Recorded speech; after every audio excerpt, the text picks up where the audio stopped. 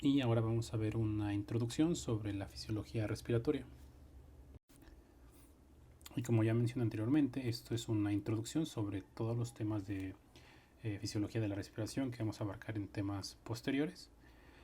Pero sería bueno que orientáramos nuestro aprendizaje mediante unas preguntas que la idea es que salgamos de esta presentación con la capacidad de poder responder estas preguntas, que como podrán ver son preguntas muy abiertas.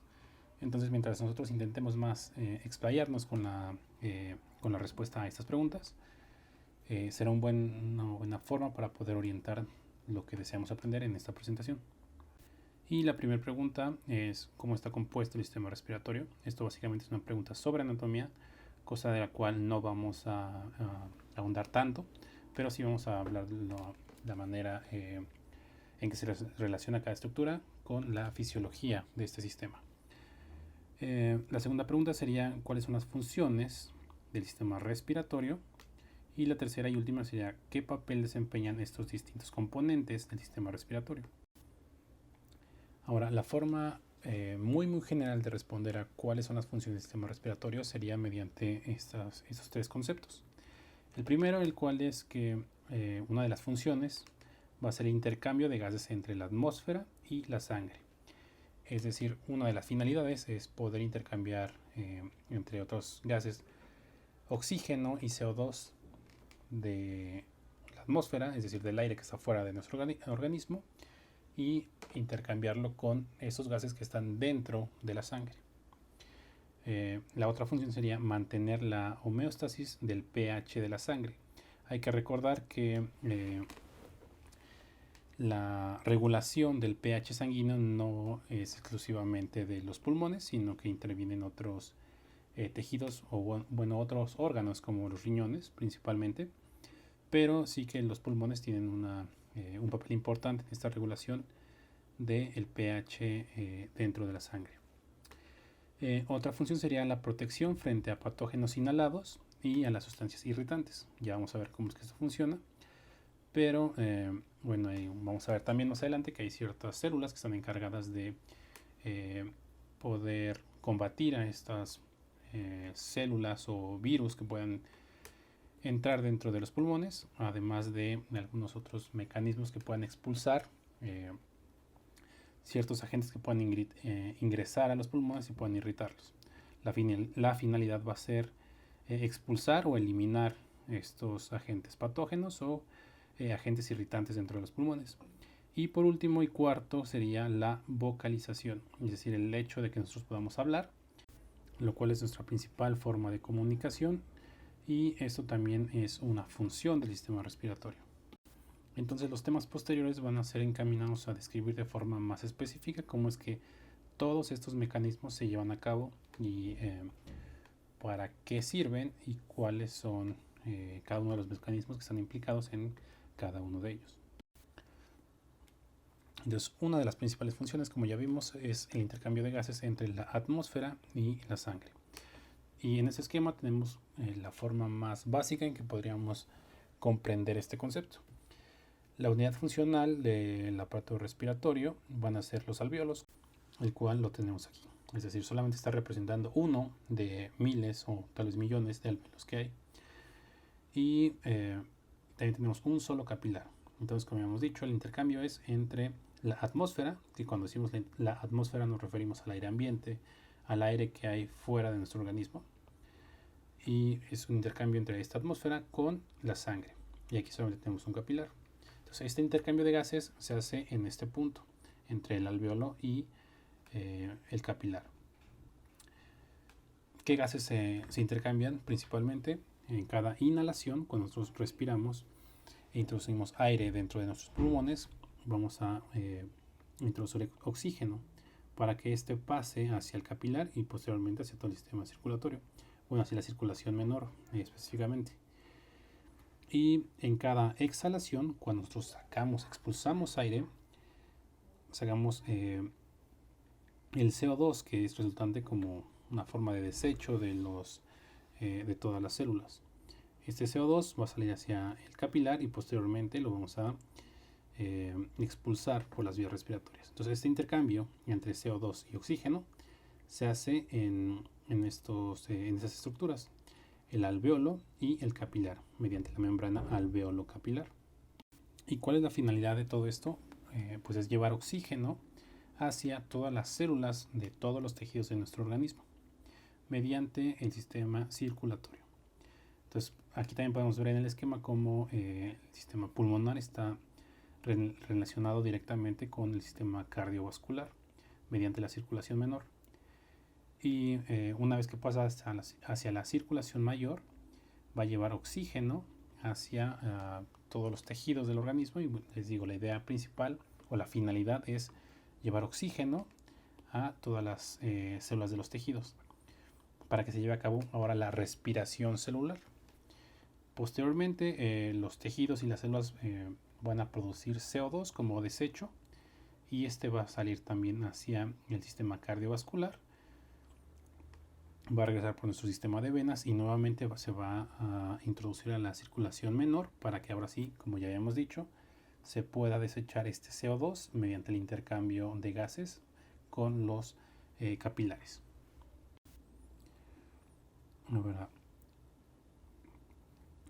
De este lado tenemos otro esquema, ya anatómicamente más correcto. Y podemos ver en este esquema que habíamos visto anteriormente, que para que se haya este intercambio, entrada y salida de aire, intercambio de oxígeno y CO2, es necesario un flujo para que entre aire y un flujo para que salga aire de los pulmones. Y posteriormente pase lo mismo con los gases, con los capilares. Necesitamos un flujo. Y al igual como habíamos visto en los temas de cardiovascular, el flujo se va a llevar a cabo mediante un gradiente de presión. Es decir, para que se pueda llevar a cabo la respiración, necesitamos que se introduzca aire a los pulmones y en cada exhalación salga aire de los pulmones. Entonces esto es un flujo. Y como les digo, al igual que en el sistema cardiovascular, este movimiento o flujo que encontrábamos en la sangre, que se hacía mediante diferencias de presión, aquí igualmente se va a hacer mediante diferencias o gradientes de presión. Entonces, ¿cómo se genera este gradiente de presión y cómo es que contribuye al flujo? Pues el flujo se va a generar de un lugar de mayor presión hacia un lugar de menor presión. Si tengo mayor presión de un lado y menor presión de este lado, el flujo va a llevar a esta dirección, y sería lo contrario si las presiones fueran inversas. Y al igual que en el sistema cardiovascular, que hay que recordar que este gradiente de presión se genera por una bomba muscular, que es el corazón, que son los ventrículos. Aquí en los pulmones igualmente este gradiente de presión se va a generar por una bomba músculo-esquelética. Esta bomba músculo-esquelética nos referimos a los músculos intercostales y al diafragma, y músculos accesorios de la respiración. Entonces, los pulmones que están dentro de esta caja torácica, que funciona como una bomba, va a generar mayor o menor presión, dependiendo si es inhalación o exhalación. Pero a lo que voy es que esta bomba es lo que genera mayor presión o menor presión dentro de los pulmones. Por ejemplo, durante una inhalación, que es entrada de aire a los pulmones, tiene que haber un gradiente de presión, obviamente, ¿no? Entonces, como dijimos, el flujo va a ser de un lugar de mayor presión a uno de menor presión. Entonces, en este caso, en la atmósfera tiene que haber mayor presión en comparación con la presión dentro de los pulmones, que tendría que ser menor presión en comparación con la atmósfera. Y durante una exhalación, que sería salida de aire fuera de los pulmones en esta dirección, ahora la presión tendría que ser mayor dentro de los pulmones y menor fuera de los pulmones. ¿Y quién genera estas diferencias de presión? Pues los músculos de la respiración, los intercostales, el diafragma, los accesorios, y también las costillas y la columna, que es donde se apoyan estos músculos. Por eso es que es una bomba musculoesquelética, la cual genera estos cambios de presión para que se pueda llevar a cabo el intercambio de gases. Otra forma interesante de ver estos intercambios de gases es mediante este esquema que ya hemos visto, que nos dice que hay 3 momentos de intercambio. El primero va a ser un intercambio entre el aire de la atmósfera y los pulmones. Un segundo intercambio va a ser entre el alvéolo y el capilar. Después seguiría el transporte de estos gases y posteriormente un tercer intercambio que sería entre el capilar de la circulación mayor y las células de los tejidos a los cuales se les va a entregar el oxígeno y van a intercambiarlo con el CO2. Y como dije al principio, la idea no es que esto sea una clase de anatomía, pero es importante repasar solamente como lo más general sobre el sistema respiratorio. Hay que recordar que tenemos un sistema respiratorio que se puede dividir en superior y uno inferior, y la línea divisoria de estos va a ser a partir de la tráquea y la laringe. Por arriba de la tráquea, es decir, de la laringe para arriba, va a ser el sistema respiratorio superior, y por debajo de la tráquea va a ser el sistema respiratorio inferior. El sistema respiratorio superior va a estar compuesto por la cavidad nasal, la cavidad oral, la laringe y la faringe. Y el sistema respiratorio inferior va a ser la tráquea, los bronquios principales, que son 2. Posteriormente tenemos los bronquios segmentarios o secundarios, y que posteriormente se van ramificando hasta formar los bronquiolos terminales, y posteriormente vamos a tener la unidad funcional de los pulmones, que es el alvéolo. Entonces podemos ver cómo el calibre del sistema respiratorio, que todo esto se conoce como vías de conducción, el calibre de estas va a ir disminuyendo porque se va ramificando en cientos de bronquiolos. Entonces pasamos de tener una sola vía en la tráquea hasta cientos en los bronquiolos. Y esta ramificación se vería de esta forma. Y también hay que tener siempre en mente la vascularización del sistema respiratorio, tanto el sistema de venas como el sistema de arterias, porque están en contacto directo con las aurículas del corazón. Y ya lo más macroscópico sería la constitución de estos pulmones, que son un pulmón derecho constituido por 3 lóbulos, superior, medio e inferior, y el pulmón izquierdo constituido solamente por 2 lóbulos, el lóbulo superior, el lóbulo inferior y una cisura oblicua. En este caso una cisura horizontal y una cisura oblicua también. Ahora, continuando o después de esta descripción de las vías de conducción, y que llegamos al final de estas vías, que es en los bronquiolos y posteriormente en los alvéolos, que hemos dicho que es la unidad funcional. Entonces, siguiendo el esquema anterior, donde en esta zona estaban los bronquiolos terminales o bronquiolos respiratorios, es donde finaliza la zona de conducción de las vías respiratorias. Y finalmente llegaríamos a la zona de intercambio constituida por los alvéolos, que son como un racimo de uvas. Y estos alvéolos, que los tenemos de este lado, podemos ver cómo su epitelio o endotelio está constituido por principalmente hasta el 98% por neumocitos tipo 1. Y estos neumocitos tipo 1 van a ser los que van a generar la pared alvéolo capilar. En su mayoría son neumocitos tipo 1, y también tenemos los neumocitos tipo 2, que son la minoría y son los encargados de generar el factor surfactante. Vamos a ver de qué función tiene este factor surfactante, pero en su mayoría el epitelio está formado por neumocitos tipo 1. Otra función de los neumocitos tipo 2 es la de poder diferenciarse en neumocitos tipo 1 en caso de que llegue a haber algún daño en esos alvéolos. Y entonces, pues esa es la forma en que están constituidos los alvéolos, además de tener macrófagos. Y podemos ver cómo está muy vascularizado. Estos capilares que están ahí están en contacto, pues básicamente directo con los alvéolos. Y si le hacemos zoom a esta conexión entre un alvéolo, el interior de un alvéolo y un capilar, vamos a tener esta imagen de aquí, que sería la barrera alveolo-capilar. Entonces de este lado tendríamos, vamos a ponerlo de color rojo, de este lado tendríamos un capilar y del lado contrario tendríamos el interior del alveolo.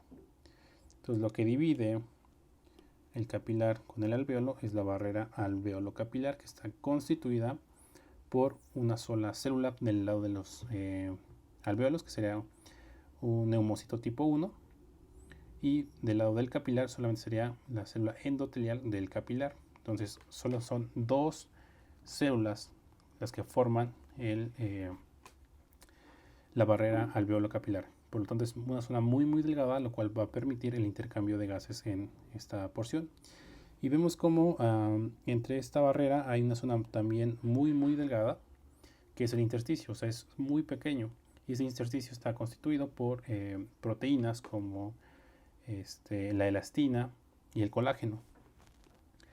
Pero en personas normales, fisiológicamente lo adecuado es que sea sumamente delgado. Ya habrá algunas patologías en las cuales hay un aumento en el tamaño del intersticio, lo cual pues va a generar, por ejemplo, entre otras cosas, que haya un acúmulo de células inflamatorias dentro de este intersticio, lo cual evidentemente va a afectar el intercambio de gases, debido a que de forma normal esta pared debe ser muy delgada.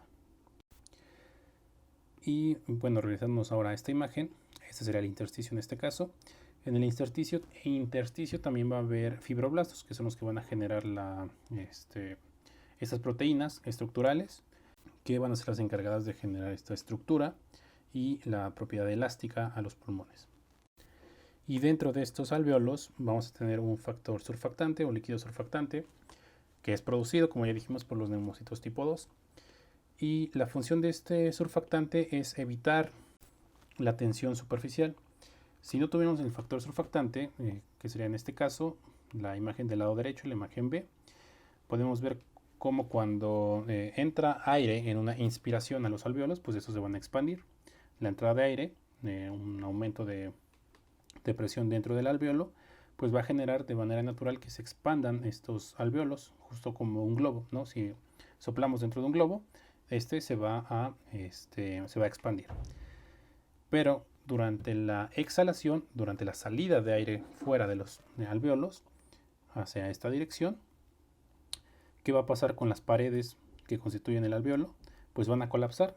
Exactamente lo mismo que pasa con un globo cuando lo desinflamos y las paredes tienden a juntarse entre sí, se tiende a colapsar.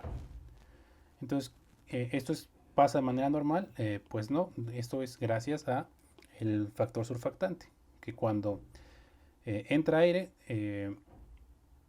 la estructura del alveolo se mantiene igual, pero cuando sale el aire, de igual manera la estructura del alveolo se mantiene igual. No entran en contacto las paredes de ambos alveolos por el factor surfactante, que evita la tensión superficial. Y la tensión superficial es esta fuerza cohesiva de los líquidos que generan el contacto entre las paredes. Es por eso que en bebés prematuros, los cuales no alcanzan a desarrollar los pulmones al 100%, van a tender a generar una enfermedad llamada enfermedad por membranas hialinas, en la cual no hay una madurez total de los pulmones, por lo tanto no se alcanza a generar todavía el suficiente factor surfactante, lo cual va a generar que cuando el bebé nace y tiene una primera respiración y posteriormente las subsecuentes respiraciones, va a pasar esto con sus alveolos, con sus pulmones, se van a tender a colapsarse por la falta de factor surfactante y puede llegar a generar una atelectasia. Algo que hay que tener en mente siempre también es esta ramificación que genera el sistema de conducción y la superficie de intercambio. Su sistema de conducción va a ser todo lo que lleve el aire hasta la superficie de intercambio, que son los alveolos principalmente, y una zona de los bronquiolos respiratorios. Entonces en este esquema se puede ver todas las divisiones que se llegan a generar a partir de una sola rama.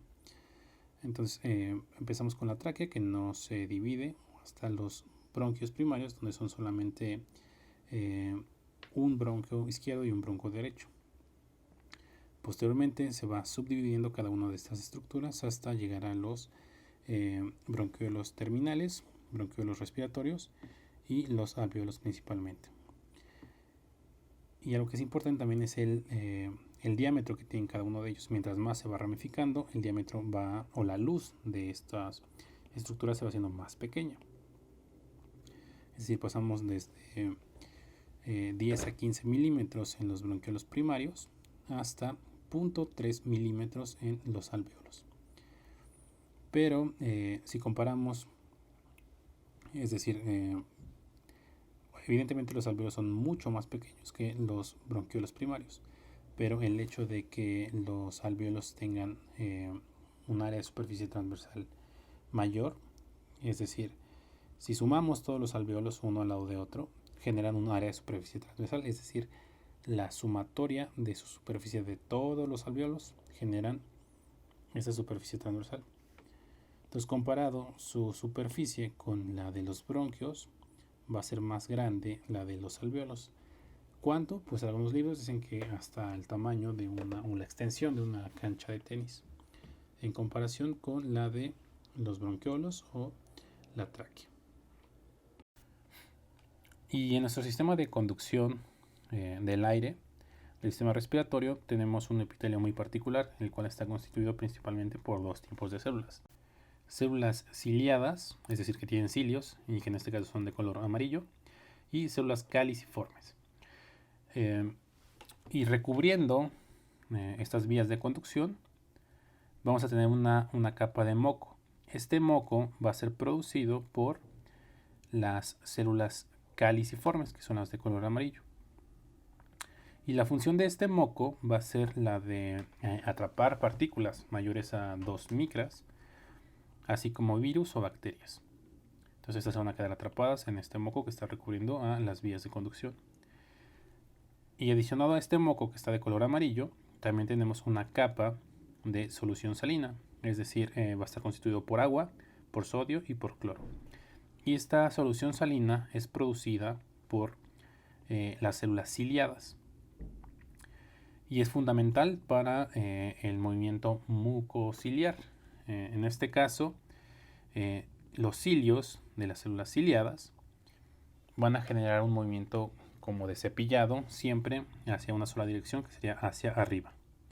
Entonces este movimiento de cepillado va a mover el moco con las partículas atrapadas hacia la faringe, y una vez en la faringe se pueden expectorar o se pueden deglutir. Cualquiera de las dos tiene la finalidad de eliminar o expulsar el virus, bacteria o partícula extraño.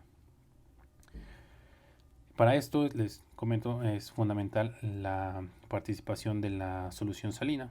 Entonces, cualquier alteración en alguno de los componentes va a tener una repercusión sobre la eliminación de estas partículas, virus o bacterias. Y, por ejemplo, en el caso de la fibrosis quística, que es una patología en la cual hay una alteración en la secreción de iones, se ve alterada la producción de solución salina por parte de las células ciliadas, debido a que no hay una correcta secreción de cloro, por lo tanto no se puede producir una solución salina.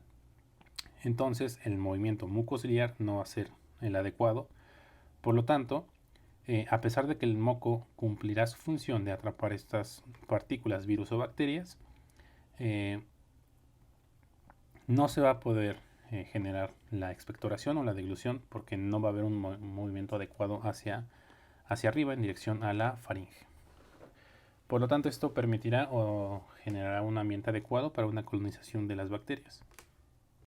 Y otro ejemplo de una afectación en estas situaciones sería, por ejemplo, los fumadores, el cigarro, genera una parálisis de estos cilios.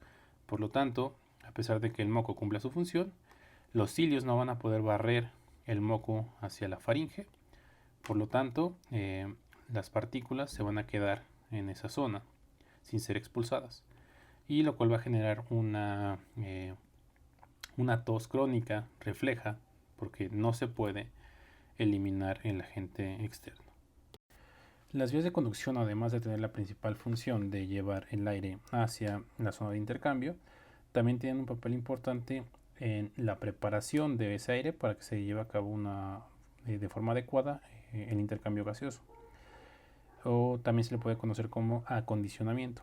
Este acondicionamiento del aire corresponde a que para que se genere ese intercambio de aire, el aire tiene que tener la temperatura adecuada, que es la de nuestro cuerpo, y tiene que tener un 100% de humedad. ¿Y cómo es que se logra estas características? Pues es la función de las vías de conducción. A medida que va pasando el aire por estas vías de conducción y sus diferentes ramificaciones, la temperatura del aire se va tornando lo más similar a la temperatura de nuestro cuerpo. Y para cuando llega a la faringe, ya generalmente en un cuerpo sano, ya la temperatura es la de nuestro organismo. Y la humedad, que debe ser del 100%, esto se logra mediante el epitelio respiratorio, que como ya vimos en la diapositiva anterior, contiene células ciliadas, las cuales secretan solución salina, agua, cloro y sodio, y el componente acuoso de esta solución salina se va a evaporar para generar humedad en el aire, y es como se genera un 100% de humedad, y así ya tendrá las características adecuadas para poder llegar hasta la zona de intercambio. Y ahora vamos a ver el papel de la pleura sobre los pulmones. Estos pulmones no están en contacto directo con la caja torácica, es decir, los pulmones están dentro de las pleuras.